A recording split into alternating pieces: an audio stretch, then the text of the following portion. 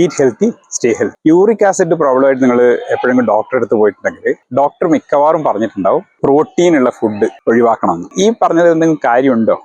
കാര്യമുണ്ടെന്നും പറയാം, കാര്യമില്ലെന്നും പറയാം. ചില പ്രോട്ടീൻ റിച്ച് ആയിട്ടുള്ള ഫുഡുകൾ കുഴപ്പക്കാരാണ്. ഏതാണ്? പ്രോട്ടീൻ്റെ കൂടെ തന്നെ പ്യൂറിൻ അടങ്ങിയിരിക്കുന്ന ഫുഡുകൾ. ഉദാഹരണത്തിന് നമ്മുടെ റെഡ് മീറ്റ്, ഓർഗൻ മീറ്റ്, ചില ഫിഷ്, ഇതിലൊക്കെ പ്യൂറിൻ നല്ല അളവിൽ അടങ്ങിയിട്ടുള്ളത് കൊണ്ട് തന്നെ ഒരു 100 ഗ്രാം ഇത്തരം ഭക്ഷണം ഒരു 100 ഗ്രാം കഴിച്ചാൽ തന്നെ ഏകദേശം 400 മില്ലിഗ്രാമോളം യൂറിക് ആസിഡ് അത് ശരീരത്തിൽ ഉണ്ടാക്കും. ശരീരത്തിൽ ശരിക്കും എത്ര യൂറിക് ആസിഡ് വരെ ഉണ്ടാക്കാം? ശരീരം സ്വന്തമായിട്ട് തന്നെ അതിൻ്റെ ഉള്ളിലുള്ള ഉപാപചയ പ്രവർത്തനങ്ങൾ വഴി തന്നെ ഏകദേശം 400 മുതൽ 500 വരെ യൂറിക് ആസിഡ് ഉണ്ടാക്കും. നമ്മൾ അതിന് പുറമെ നമ്മൾ ഈ കഴിക്കുന്ന 400 മില്ലിഗ്രാം വരെ യൂറിക് ആസിഡ് എക്സ്ട്രയും വരും. അപ്പോൾ ഏകദേശം ഒരു 900 മില്ലിഗ്രാമോളായി. 900 മില്ലിഗ്രാം 5 ലിറ്റർ ബ്ലഡിൽ എന്ന് പറയുമ്പോൾ ഒരു ഡെസി ലിറ്ററിൽ 10-18 മില്ലിഗ്രാം പെർ ഡെസി ലിറ്റർ. ഇത് ഭയങ്കര കൂടുതലാണ്. അപ്പോൾ നമ്മൾ ഈ യൂറിക് ആസിഡ് കൂടുതലായിട്ട് ഉള്ള ഫുഡ് കഴിച്ച് 900 മില്ലിഗ്രാം ഒക്കെ യൂറിക് ആസിഡ് ശരീരത്തിൽ ഉണ്ടാക്കിയാലും നമ്മുടെ വൃക്ക അല്ലെങ്കിൽ നമ്മുടെ എക്സ്ക്രീഷണറി സിസ്റ്റം ഇതിൽ നിന്ന് ഏകദേശം ഒരു 10-600 മില്ലിഗ്രാം യൂറിക് ആസിഡിനെ പുറത്തോട്ട് കളയും. അപ്പോൾ ബാക്കി നമ്മൾ ഏകദേശം ഒരു 300 മില്ലിഗ്രാം യൂറിക് ആസിഡ് ഉണ്ടാവുള്ളൂ.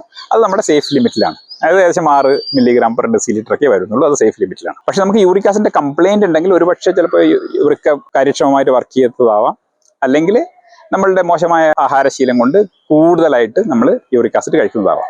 എന്തായാലും നമ്മൾ യൂറിക് ആസിഡ് പൂർണ്ണമായും ഒഴിവാക്കുക എന്ന് പറയുന്നത് എക്സ്ട്രീം കേസ്. നമ്മുടെ യൂറിക് ആസിഡ് കണ്ടന്റ് അതുപോലെ വളരെയധികം നമ്മൾ 7 മേലെ കയറുമ്പോഴാണ് ഒരു അഡൽട്ട് മെയിലിന് നമ്മൾ യൂറിക് ആസിഡ് ഉണ്ടെന്ന് പറയുന്നത്. അതിപ്പോൾ ഒരു 18ഉം 20ഒക്കെ ആണെങ്കിൽ നമുക്ക് പറയാം കിഡ്നി കേടായിട്ടുണ്ട്.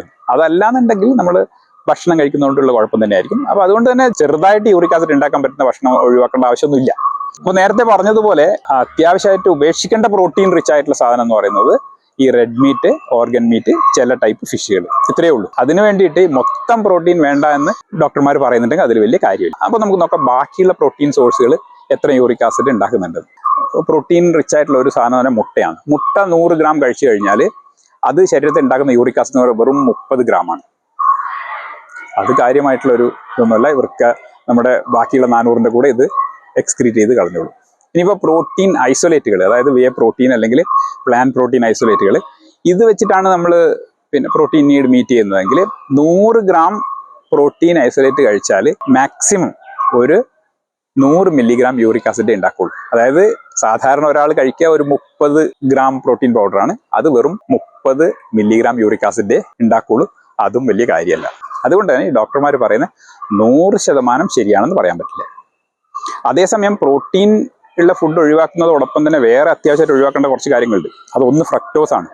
ഫ്രക്ടോസ് റിച്ച് ആയിട്ടുള്ള സ്വീറ്റ്നർ ചേർത്തിട്ടുള്ള എല്ലാ സാധനങ്ങളും നമ്മൾ ഒഴിവാക്കണം. കാരണം 100 ഗ്രാം ഫ്രക്ടോസ് ഏകദേശം 400 മില്ലിഗ്രാം യൂറിക് ആസിഡ് ഉണ്ടാക്കും. അത് നിർബന്ധമായിട്ട് ഉപേക്ഷിക്കണം. അതുകൂടാതെ ഫ്രക്ടോസ് ബ്രേക്ക് ഡൗൺ ചെയ്യുമ്പോൾ ഉണ്ടാകുന്ന ലാക്ടേറ്റ് ഈ കിഡ്നി വഴി എക്സസ് ഉള്ള യൂറിക് ആസിഡ് എക്സ്ക്രീറ്റ് ചെയ്യുന്നതും ബ്ലോക്ക് ചെയ്യും. ഇതേ പരിപാടി തന്നെയാണ് നമ്മൾ ആൽക്കഹോളും ചെയ്യുന്നത്. അതുകൊണ്ട് തന്നെ നിർബന്ധമായും ആൽക്കഹോളും ഫ്രക്ടോസും നമ്മൾ ഒഴിവാക്കണം യൂറിക് ആസിഡിന്റെ പ്രോബ്ലം ഉണ്ടെങ്കിൽ. പ്രോട്ടീൻ മുഴുവനായിട്ടും ഉപേക്ഷിക്കേണ്ട കാര്യമില്ല. പ്രോട്ടീൻ റിച്ച് ആയിട്ടുള്ള ചില ഫുഡുകൾ, അതായത് റെഡ് മീറ്റ്, ഓർഗൻ മീറ്റ്, ചില ഫിഷുകൾ, അത് മാത്രമേ ഒഴിവാക്കേണ്ടുള്ളൂ. Eat healthy, stay healthy.